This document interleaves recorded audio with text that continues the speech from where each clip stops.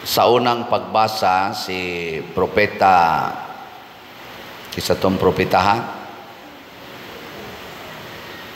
wasan mo naminaw, no? Klaro kayo.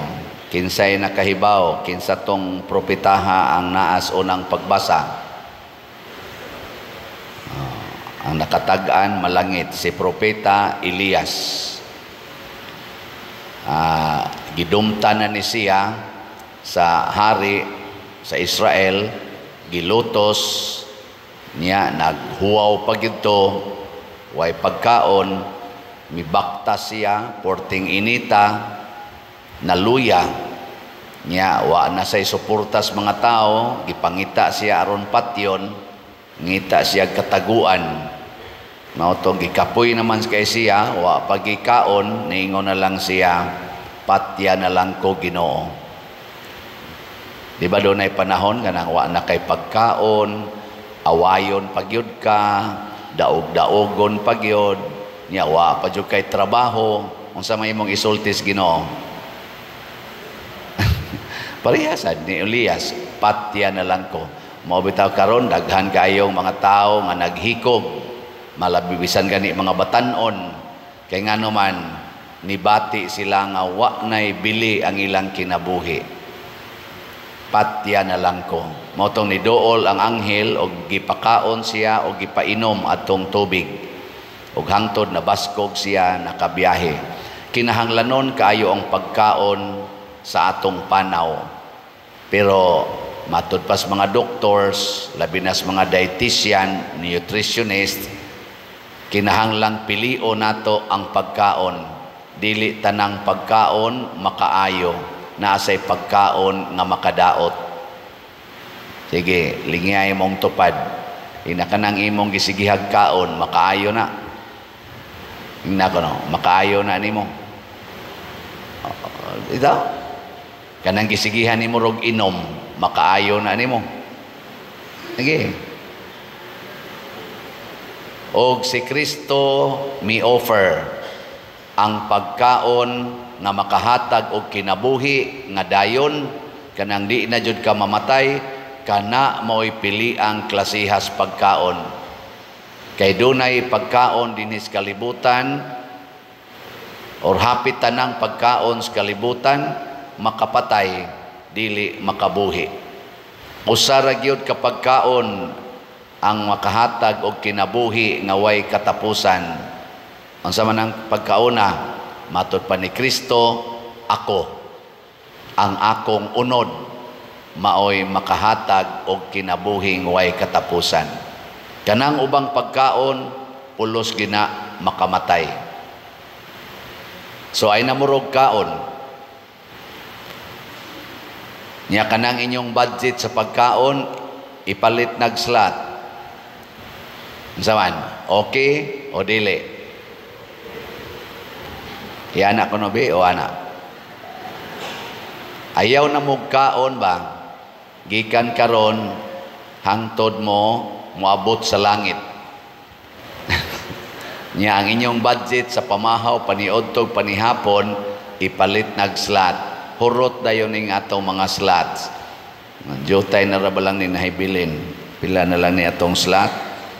Ang atong SBF dag para sa atong kumbento, ang atong halin 33,368 na, nya 26,632 pa ang available. O kani og di na mga oning mga nag-follow aning akong kuan. Kani bisan sa ako lang nag-follow ani akong YouTube. Oh, pila na roy akong followers sa YouTube, mga 199,000. Og di lang ni sila mga on og mga usak semana nya ipalit. Ang buhi pa na pa kay mo follow na ako humas usak semana no. Nya ipalit dayon og slot. Hurot ni oy. Nya sige lang yung kaog Ginoo. Kaong yung Ginoo. Ana. Di lagi ta mamatay. Ana. So mo na roy atong kuan 26,632 na lang, tag 500 pesos per slot. Nya ang ato sang Mother Mary's Healing and Deliverance para sa kapilinya, oy jutay na lang kaayo. 508 na lang ka slots. Atong pagpakan bi ang namalit ani. Ato na ning hotdon ron. Hotdon tagi ni karong si Manaha ha. Din ani nato paabutag sunod Domingo. Si Haros ano 508 na lang kamo gani din hiron mo palit mo tag 1,000 man ni siya. So ang pila ra ni ka budget sa pagkaon kung mag-budget mo pagkaon 200. So ato pa kinahanglang di mo mukaon og 5 ka adlaw. Oh, di 5 ka adlaw ay mukaon kutob Sabado. Sabado pa mo mukaon, nya kaon la mo Ginoo kada adlaw. Mabuhi lagi mo kay ingon mas Kristo ana. Saban, tinuod ning akong gisulti o dili? Si Kristo 40 ka adlaw, 40 ka gabi wa mo kaon. Buhi kay ngadto matud pa niya ang tao dili mabuhi sa pan lamang kundi sa matag pulong sa Dios. So si Kristo ningon siya ako mao ang pan. Dili day pan nga kanang pan gyud nga makaon. Kung dili ang tinuod ay nga pan mao ang pulong sa Dios nga nahimong tao. Pulong sa Dios. Mabuhi ta sa pulong sa Dios. Tinuod gyud na. Distingin na ninyo karon. Nya ang pulong sa Dios nag-ingon. Unsa may pulong sa Dios? Pamalit mo og slat. Nya, mutuman mo ana dili. May kadili ko pader, patay na ka. Ug unsa may hinungdan? Ay, ang atong ikaduhang pagbasa ay nag-ingon diri. Unsa to? Ayaw ninyo pasuka ang Espiritu Santo. Nya unsa may makasuko sa Espiritu Santo? Matod pa diri, biyain ninyo ang tanang kayugot, kapungot o kasuko. Ayaw na kamo pag siningkahay o pag-insultuhay. Hikalimti ang bisan unsang kaligot-got. Hinunua, pagkaluy-anay kamo o pagbaton o malumong kasing-kasing alang sa usag-usa. Pag pinasayloay kamo.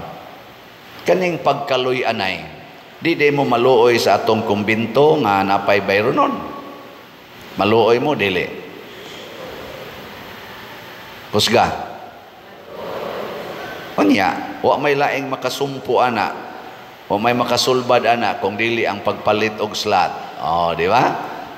Tag 500 pesos ra na palitin ninyo og slot. Mga igsoon, ang tinuod gyud nga gipasabot ni Kristo nga ang pulong sa Dios atong sundon.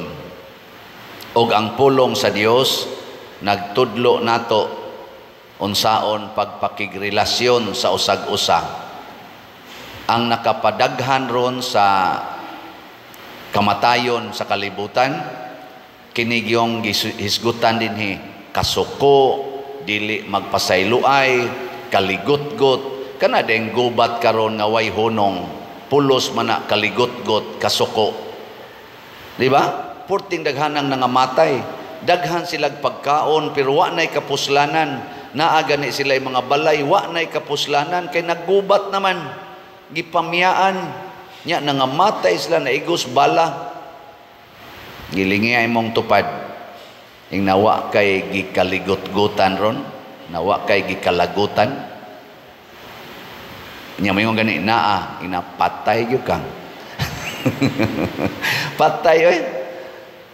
Kana ding stress, ingon sila stress. Mao kunoy culprit sa daghan kaayong mga dagkong sakit sa tong lawas, apil na ng cancer, bisag unsa na lang mga sakit tungod na sa stress. Unsa man gyud makapastress? Ang mga bugat nga pagbati, kana bang hurts nga imong gipangtaguan dihas imong kasing-kasing nga wa malimpyuhi. Ngano man kay di man mo pasaylo, nya ang pulong sa Ginoo nagingon man pasayloag kapituan kapito. Di. Ano na siya?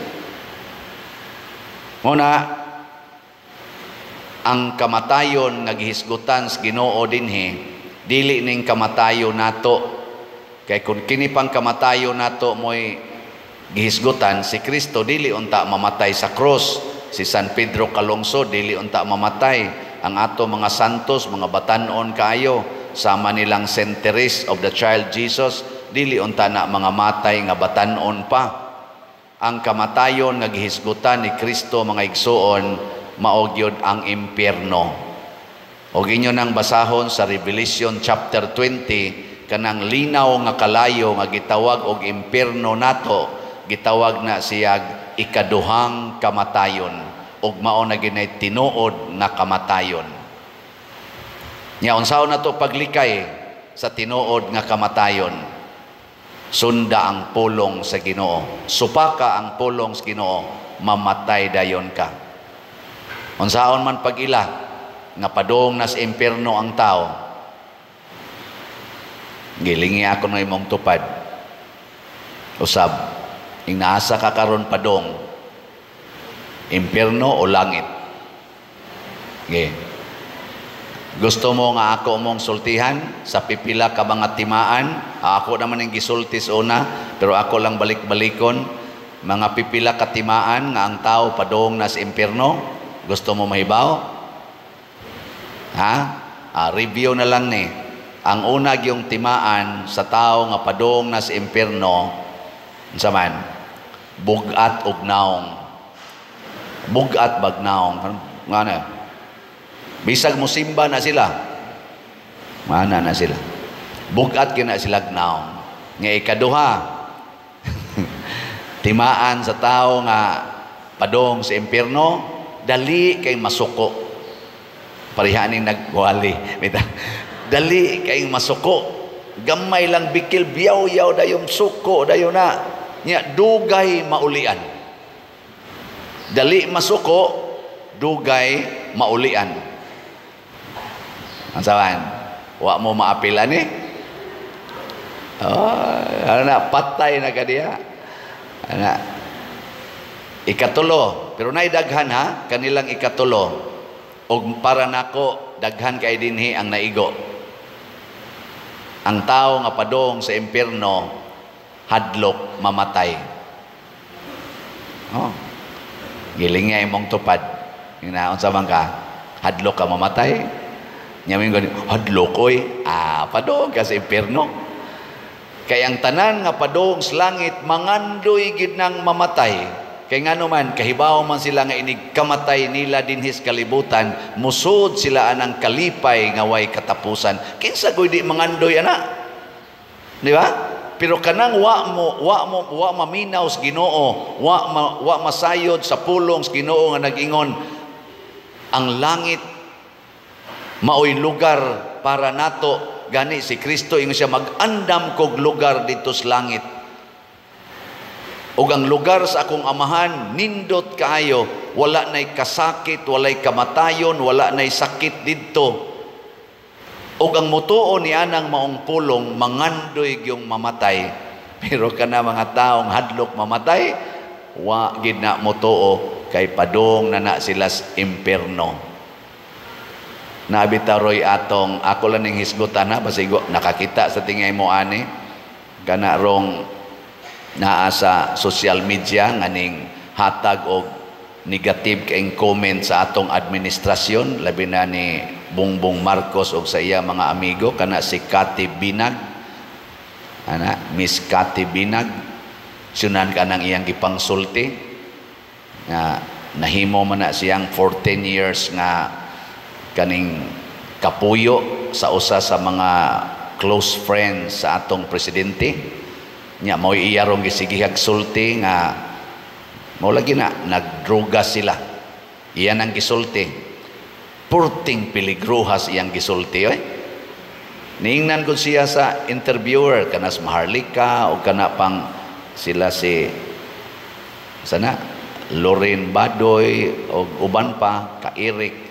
Gingnan siya, wa ka mahadlok mamatay. Born again naman siya, born again Christian.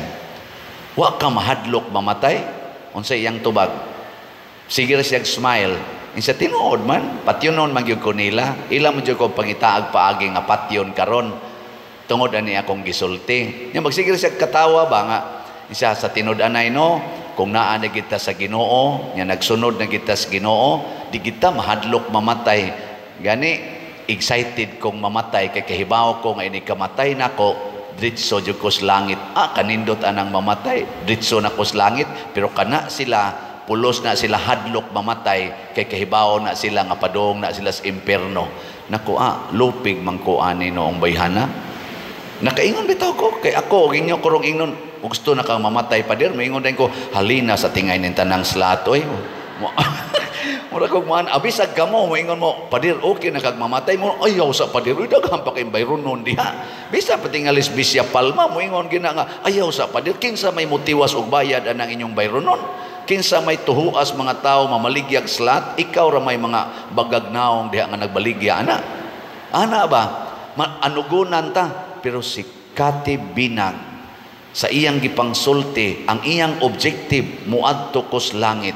Sa una nga wala pa ko nibalik sa Ginoo, tipon pa ko nila, hadlok sa ko mamatay, ug para nako sakto kayo ang among gibuhat, pero karon nakita nako pagkaluoy sa atong nasod. Matod pa niya, di ko moingon hang tinuod na iyang gisulti, kinahanglan pa ng pruibahan.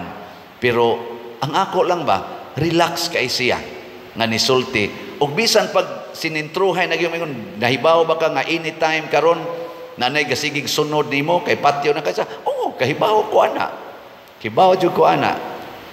Hasta akong mga anak kondisyon na sad sila nga kining akong gibuhat, patay gyud ko ani. Kay ilang term nga gamiton, gurgurin gurgurin ko ani. Pero pagka-relax nganuman, matod pa niya, ako ning kamatuoran.